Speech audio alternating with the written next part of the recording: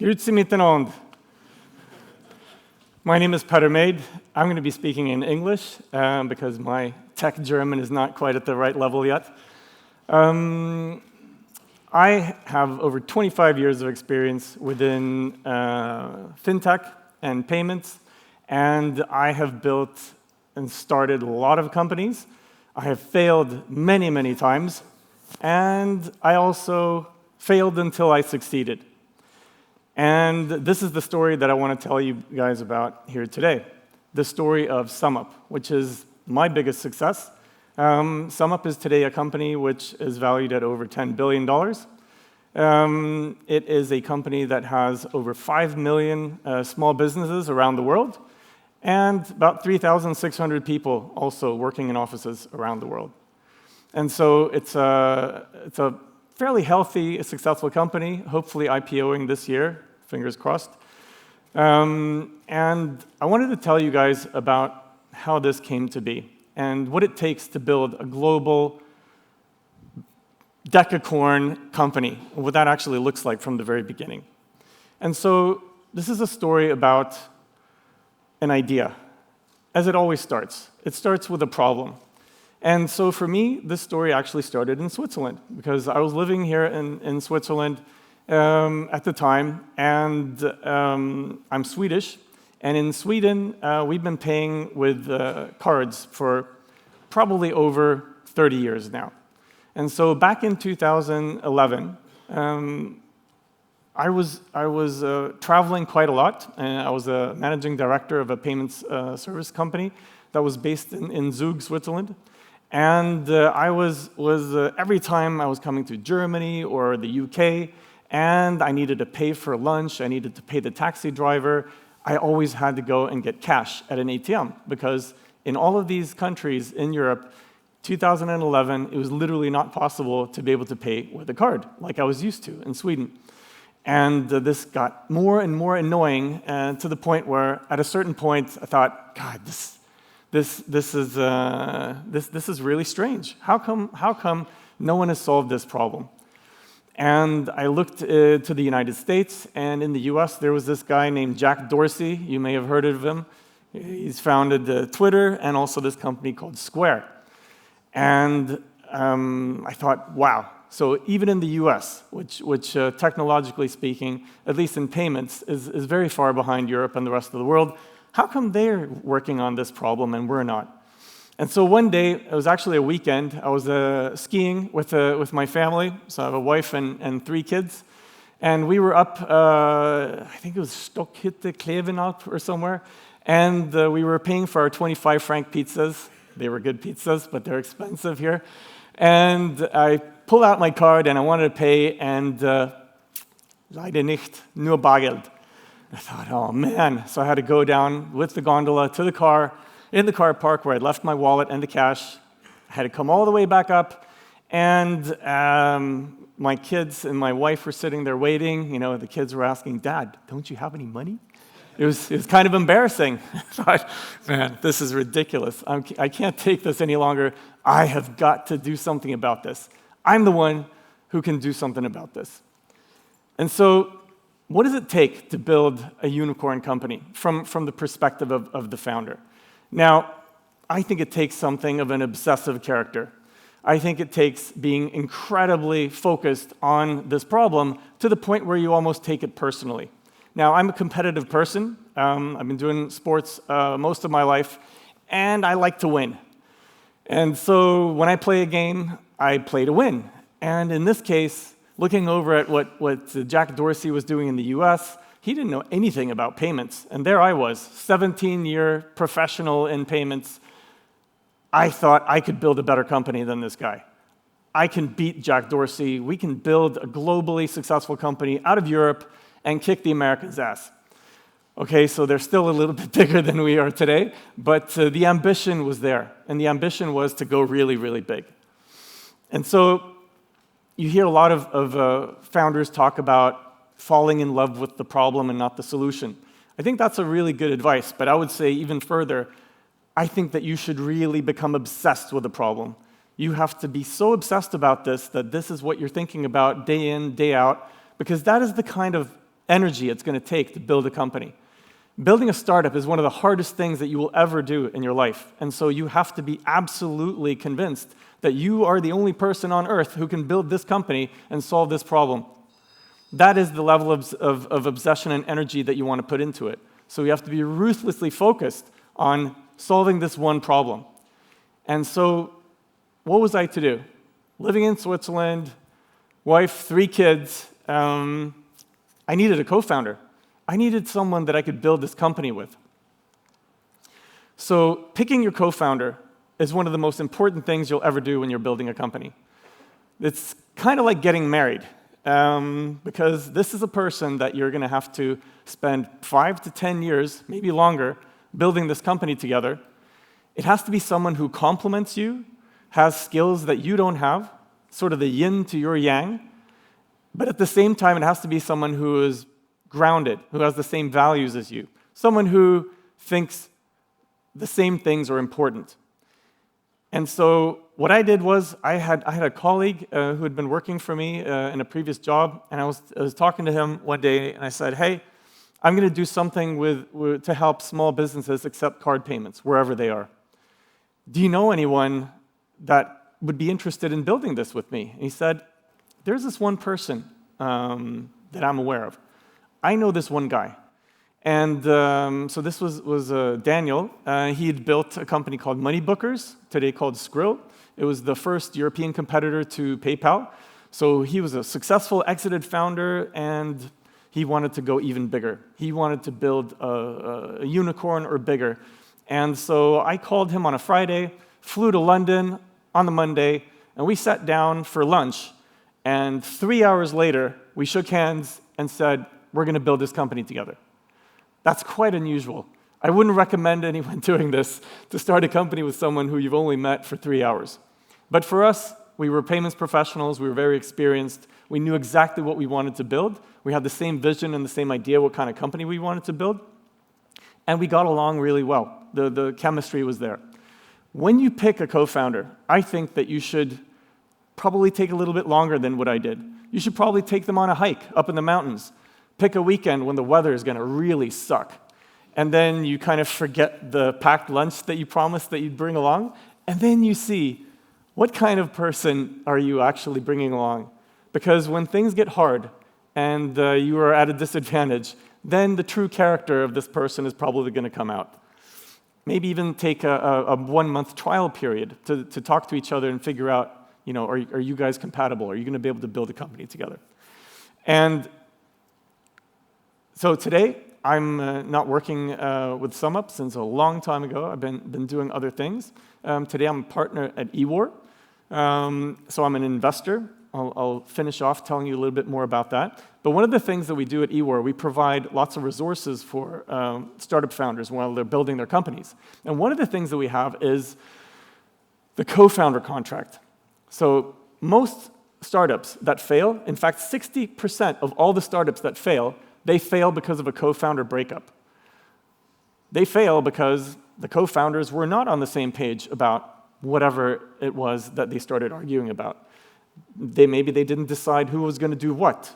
Maybe they didn't decide how big they wanted to go. What happens if an investor 2 years from now says, I'll buy you for $100 million? One founder may go, yes, let's sell. And the other one goes, what are you talking about? We're building a unicorn here. All of these things have to be decided with your co-founder up front.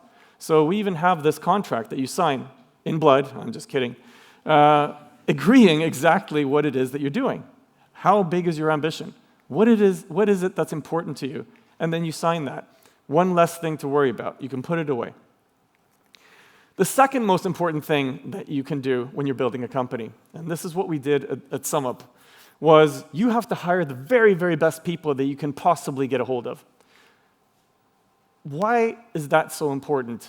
Well, obviously, A talent hires A talent, B talent hires C talent, and so on. But I would say back then it was very important, and today it's even more important that you hire the very, very best AAA people that you can possibly find. Why is that? Well, with AI and the speed with which technology is progressing right now, it means that every single person that you hire, there's going to be less people. That means that over time, having the very best people the growth curve that you will have, compounding, like compound interest in a bank account, is going to put your company in a completely different trajectory versus you only had okay or half-decent people. And this compounds and makes a bigger difference over time. The longer you go, the bigger the importance that you have the very best people from the beginning. So I was in San Francisco last summer with the eWar. We took a bunch of our fellows, startups that were part of our program, and we were there for 7 weeks. And we had lots of investors come and meet us, one for lunch and one for dinner. Everyone was pitching twice a day and getting to know the ecosystem and understanding how do American investors think. And one of the founders that came and spoke to us was a guy named Max. He was an Australian, and he's building a health tech company. And he said, you know what? When I'm hiring people, I hire the very, very best people. In fact, I sit down and I think about it. Who are the top 3 people in the world for this position? And then I go out and try to hire one of those 3 people. And everyone in the room was thinking, like, wow, this guy's a bit full of himself. But then he was looking around the room, not saying anything. And everyone was sitting there thinking, like, well, we are in San Francisco. There's a lot of talent here. Yeah, why wouldn't you try to hire one of the 3 best people in the world for that position? Because it's your company. This can make or break the company. That's how important it is. And so I hired the first 200 people at SumUp, and that meant that it was consistent hiring practices because it was me. I was comparing everyone, and it meant that we had a really strong culture of strong talent and people who were motivated to build something really big along with us. In fact, we hired 3 more co-founders for the company because we wanted to go so fast. We had to beat Jack Dorsey in Square. We were competing with PayPal. We were competing with iZettle out of Stockholm. We were competing with the inevitable rocket internet company that would come out. They were called Pay11. And so we had to go really, really fast. And so we had 5 co-founders in the beginning so that we could have experienced people all running at the fastest possible speed and building the company. What is the most important thing when you're building a company, whether it's a decacorn or whether it's something far more smaller? You have to really understand your customer. And you have to get out of the building and meet the customers where they are. So I had spoken to literally hundreds of taxi drivers during my travels and being super annoyed at why I couldn't pay with a credit card. And I asked them, what is it? Why don't you have card payment terminals? So they would tell me that, well, actually, Petter, it costs me a rental fee every month, which is very expensive. It takes me 10 weeks if I wanted to get my card processing terminal, and it takes me 8 weeks to receive my money. And most small businesses, they will run on 1 to 2 months of operating cash, meaning that waiting for 8 weeks to get the money from one ride, of course he's not going to accept the credit card. And so we had people on the streets walking around all the major cities in Germany, talking to the customers and asking them, what are your problems? What is it that you can't solve with the current solutions that are available from the banks? And so we heard that the banks were too expensive. We heard that they were charging overly large fees. They were to take 10 weeks to deliver the hardware and the software and open up the bank accounts. And they would only talk to customers that were bigger than maybe €1 million a year in turnover. So that turns away credit card processing for a lot of the small businesses. So we realized that we're going to build a product for the small businesses that are turned away, that are underserved by the banking infrastructure, and then we are going to build an awesome company for them. So go out and talk to your customers and never stop talking to them, because they are going to tell you exactly what it is that they need. Brian Chesky, one of the founders of Airbnb, he's famous for going and meeting the hosts of Airbnbs while people are there in the house and talking to the owner and talking to the customer to understand, how can I improve the service? How can I make things better?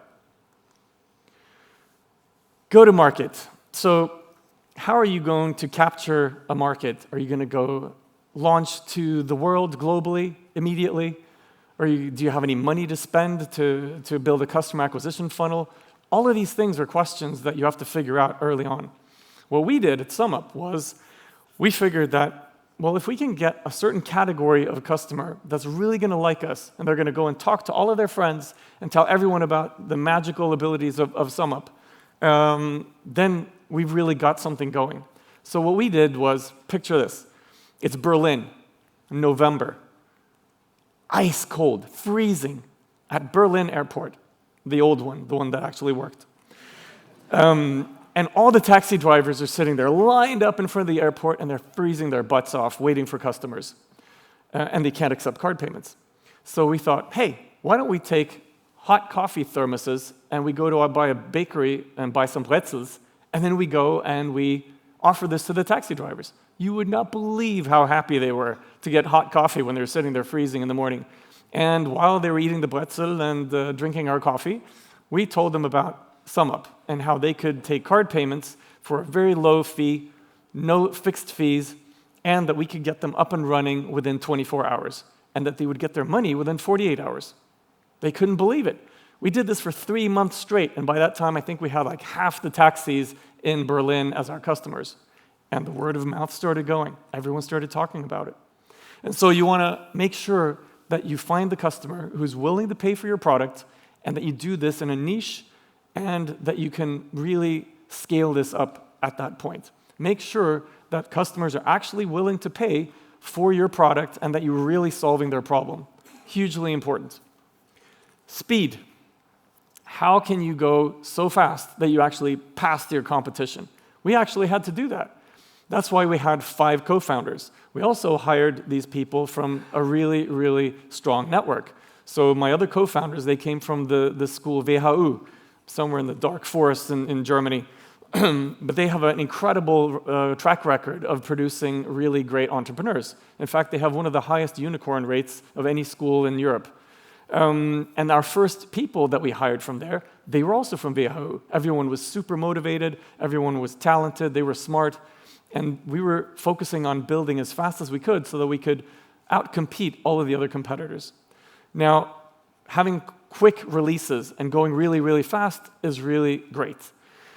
But on the other hand, you can go too fast and make some mistakes as well. So one of the things that we learned at SumUp was we built with a programming language in the beginning because we decided very early on that we would own the entire customer experience. So from paying at the cashier all the way through to sending the transaction to Visa, MasterCard. That meant that we would have to build a mobile app, we would have to build hardware, and we would have to build our own transaction processing engine, we would have to build our own risk and anti-fraud system, we would have to build our own reporting system. We had to build everything ourselves. This was in 2011. There were no open source libraries, there were no LLMs, there was nothing. We had to build everything ourselves. Today, I would not do the same thing because you can basically put together a product with Lego and then vibe code the rest. So that was not something we could do. But what we did was we picked a programming language that was really, really fast. It could process lots of transactions. But unfortunately, this was a programming language called Erlang. And it was built by a bunch of guys at Ericsson Radio Systems, the telecom, back in the 1980s. Most of the guys who were really good at this programming language were either retired or dead. And so when we tried to hire people, there weren't that many people around that knew how to code Erlang.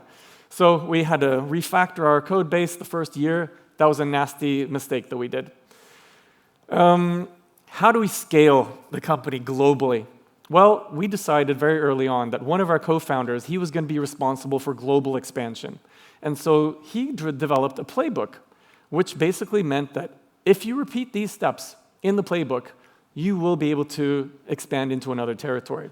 So we thought global from day one, and this was a really important point, because if you're thinking global from day one when you're building your company, even if you're starting in one niche in one country, you're thinking about solving problems in a way that you will be able to expand much faster. And 2 years from now, thinking, I'm going to be global versus I'm going to launch in Germany, your company will be in completely different places.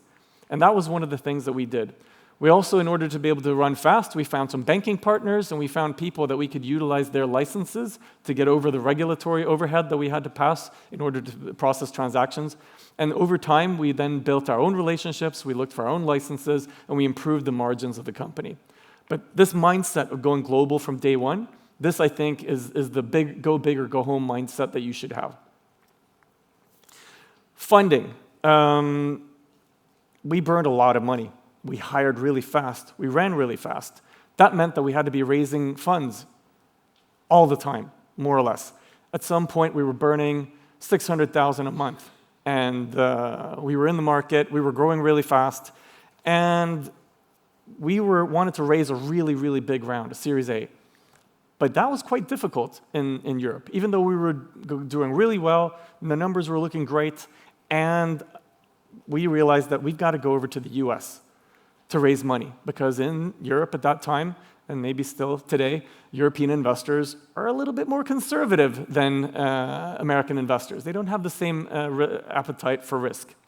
And so we went over to the US, and we had probably 50 to 60 meetings lined up. You know, we were getting into the Uber black car, feeling like startup founders. We were total ballers. We were in San Francisco, riding around in these Ubers, having meetings with investors on Sand Hill Road. This is the street where all the VCs in the US are sitting. And we did the Sand Hill Road shuffle, going around to all of these different investors. And we really had to learn how to talk to American investors. We walked into this one investor, and there, standing in the reception, was a carbon copy of Pamela Anderson from Baywatch. And she announced us, you get to talk to Mike today. So we walked into the room, Mike shows up, and I kid you not, this guy's wearing a Hawaii t-shirt, Bermuda shorts, and flip-flops, and he was managing a fund of $2 billion. So we realized that, wow, these guys are not like the European investors that we've talked to before. Maybe we need to learn some things here. We got no after no after no after no. And we're starting to get a little worried. Like after 50 meetings, and they're all no. One says, oh no, Jack Dorsey's going to beat you. He's already got a head start. And you're from Europe. We don't invest in European companies. And so we met a guy named Steve. And Steve, he runs a company called Financial Technology Partners. He knows everybody in Silicon Valley, especially in fintech. Steve lives at the penthouse of a luxury hotel in San Francisco. He's got about 8 sports cars in the garage. He has a new girlfriend every 2 months. He's kind of like the Leonardo DiCaprio of fintech. And he taught us what we needed to know. How do you talk to American investors? And he also matched us up with the right investors that were the right ones for us, that were interested in what we were doing. And so thanks to Steve, we had a couple of meetings, which then we got yes. And so we were able to raise the money to be able to grow and continue to build out the company and accelerate at the pace that we wanted to do. But that was a really hard and tough and interesting lesson. Also, don't run out of money. We had 3 times we nearly died because all of a sudden our CFO was like, holy shit, there's some invoices dropping in here. Timing's not good. We can't pay salaries on a Monday. 3 times this happened. And this is when it helps to have really awesome investors who bail you out and to help you out. Because when you're going as fast as what we were going, there may be some bumps in the road. But it also meant we were growing at the fastest possible pace that we could be. And today, iZettle, they sold to PayPal at $2 billion, and hopefully SumUp is going to IPO at a $10 billion plus valuation. So going harder for longer, yeah, you can pass the competition. So in closing, so sorry for going over time, Tamo. I would obsess about the problem. I would really, really, really focus on a problem that's personal to you, that you feel is so important that you can spend 10 years building this thing. I would also make sure that you're super careful about hiring. Only hire AAA talent. This is so important. Win a beachhead in a market where you can prove that you can actually make money and that the customers are willing to pay you before you expand and you go into adjacent markets or ideal customer profiles. And then make sure that you're scaling your company without running out of money. And make sure that you're also planning ahead, because it always takes longer than you think to raise money. So those are the final words regarding SumUp. So what am I doing today? Well, in order to pay back for some of the success that I've had, I'm today working as a partner at eWar. And we are a radically selective fellowship for outlier founders building companies with a global scale and global impact, and we give them an unfair advantage. We invest in 35 companies per year, and last year we had 40,000 applicants, so we have a less than 0.1% acceptance rate. But we spend more time than any other program, any other investor ever will. So we have a full university program of 8 modules where you can choose whichever modules you like. We're 7 partners in the company. Each partner coaches 1 company of these 35, and we do that for 1 hour a week for 6 to 18 months. So we really are the program for those who don't really need help or an accelerator, but working with us, we can really give you an unfair advantage and put you at an even higher level. So if there's any crazy outlier founders there, absolutely obsessed by your idea and problem that you're solving, I'd love to talk to you. Thank you so much for listening, and I hope you guys have a great Moin Startup Bootcamp.